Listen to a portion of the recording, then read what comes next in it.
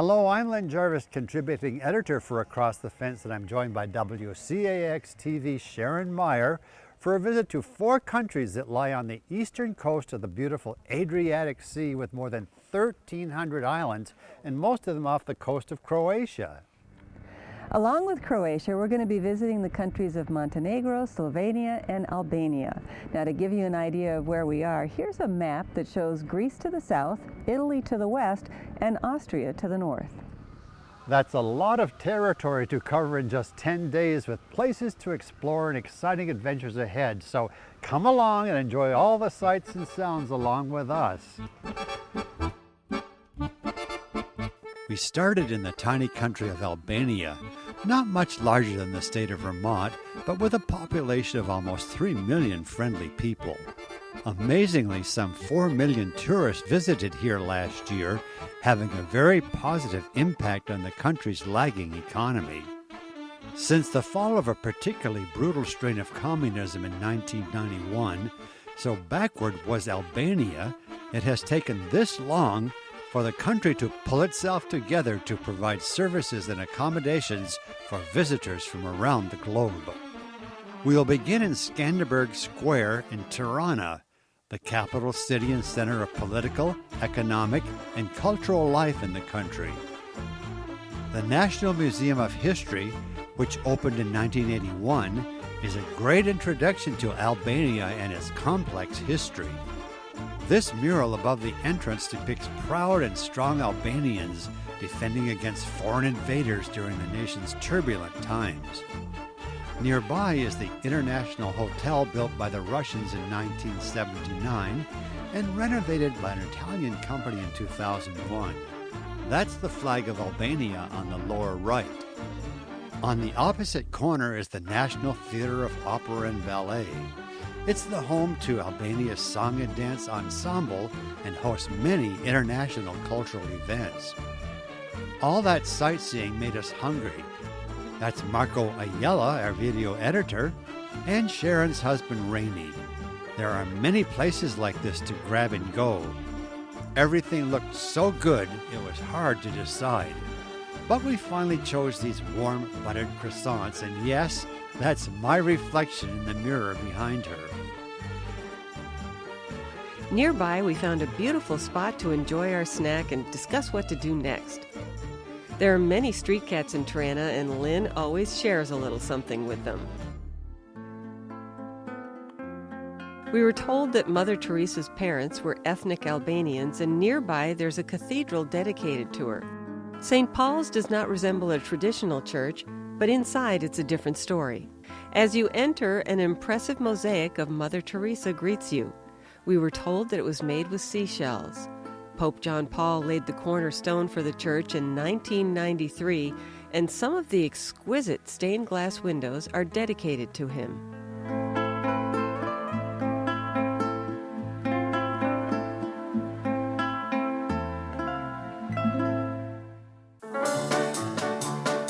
We came upon this pyramid structure looking completely out of place and learned it was once a museum dedicated to communism. For more than 20 years, there has been indecision as to whether to tear it down or preserve it, however dark as a piece of their history. Through all of the debate, the place deteriorates, but one thing remains constant: teenagers climbing up its slopes to get a better view. What was that? The younger boys are faster. And some tourists who think they are still teenagers.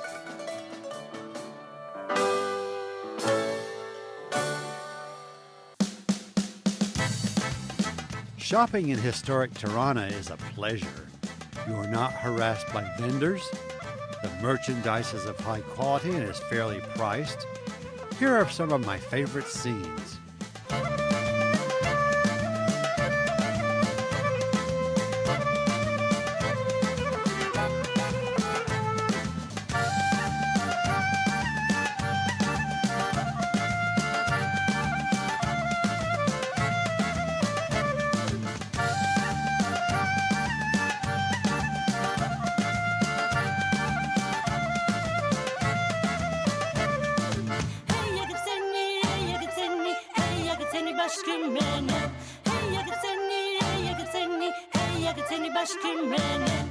After much deliberation, I decided to bring home locally made rugs, which were going for $14 each. That red one is on my living room floor. We are now at the castle of Krka, built during the 5th and 6th centuries, covering about 6 acres. It served as an observation post, as from here you can see miles into the valley below all the way to the Adriatic Sea. In the mid-1400s, it was the headquarters of Skanderbeg, the Lord of Albania, who for 35 years held off attacks by the Ottoman Muslims and is considered a leader of the Christian resistance during those turbulent times. Due to its strategic mountaintop location, it was possible to communicate to other fortresses in the country using light and fire signals. The watchtower, standing 53 feet above the castle walls, also provided panoramic views allowing monitoring of enemy movement in all directions. It was the last major fortification to fall into the hands of the Ottomans 10 years after Skanderbeg's death in 1468. The castle is now home of the Skanderbeg Museum, housing artifacts from his life and battles fought just outside these walls. It was our last night in Albania, and we decided to get some supplies before heading out the next morning. We always enjoy checking out local markets, and this one was full of treats, and I had a craving for a banana. And wouldn't you know it, they were sold out. I opted for a locally grown orange that was delicious and cost about 25 cents.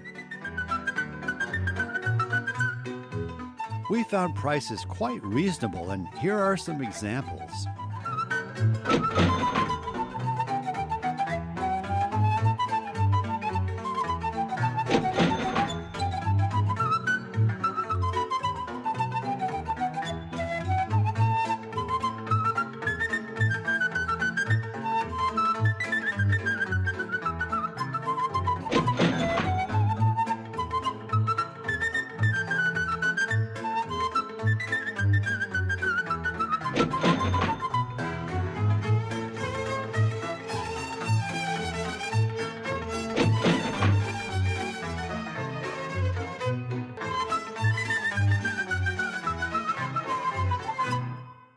We've arrived in the beautiful country of Montenegro, and our base will be in Kolišin, which is located in the thick pine forests of the Balasica Mountains. That's close to the Tara River Canyon, with the deepest gorges in Europe and the Bay of Kortor, one of the prettiest in the world. Montenegro is known as the jewel of the Mediterranean, nestled in the beautiful Adriatic coast with its lovely beaches and ocean views. Having recovered from the Yugoslav wars that crippled the tourist industry, the small country, with about a population of Vermont, is now thriving. National Geographic travelers list it as 50 places of a lifetime, and by Lonely Planet, a top tourist destination. It's currently ranked as the second fastest growing tourism market in the world, falling just behind China. Our first stop was the Maracas Monastery, the largest of its kind in Montenegro, built in 1252. According to legend, it was built with yellow stone found at a nearby quarry, making for a beautiful sight against the blue of a clear morning sky. Inside, one can see beautifully preserved frescoes and icons dating back to the 17th and 18th century. Outside, the gardens surrounding the monastery are well cared for by a half a dozen monks who reside here, making them pretty much self-sufficient.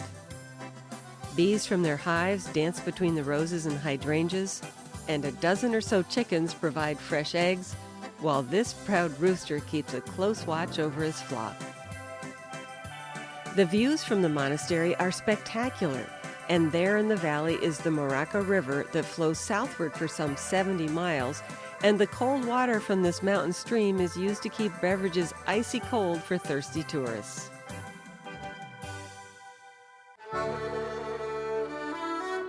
The next morning, we climbed aboard our bus to visit the breathtaking Dormitory National Park.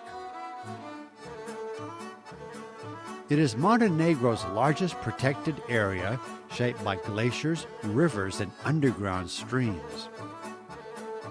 Numerous glacial lakes, locally known as mountain eyes, grace the landscape. This is Black Lake. A UNESCO World Heritage Site, the park is home to a rare old-growth stand of European black pine. Enjoy along with us.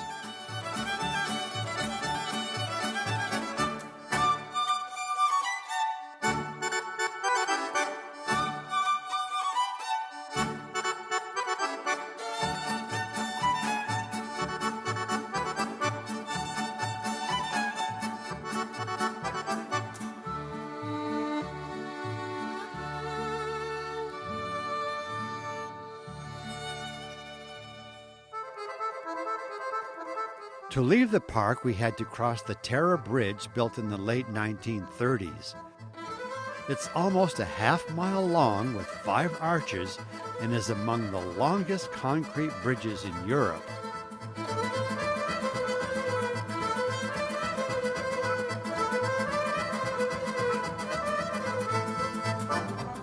Close by was a zip line that is the longest in Europe, almost a quarter of a mile, that provides spectacular views of the bridge and canyon below.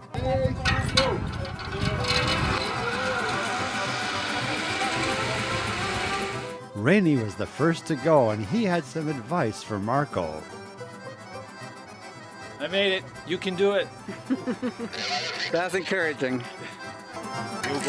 Okay. Whoa!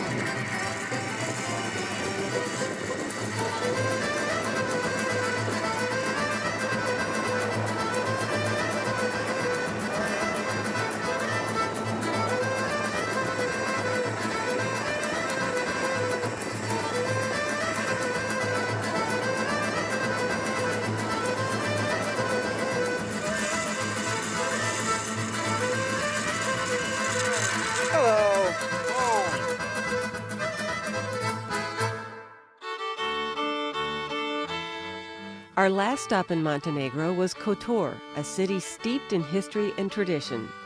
A UNESCO World Heritage Site, these medieval city walls have protected Kotor since the 9th century. It's a 2.5-mile climb to the fortress at the top, and the Church of Our Lady of Remedy provides a welcome stop. To get into the city center, one must enter the Sea Gate, constructed in 1555.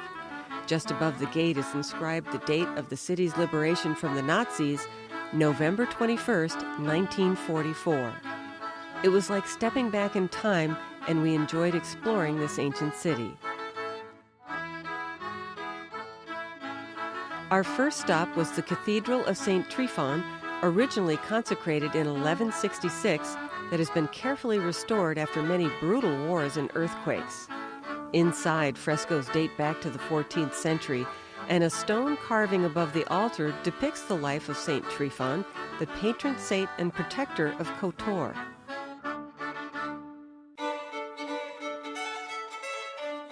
Come along and explore with us.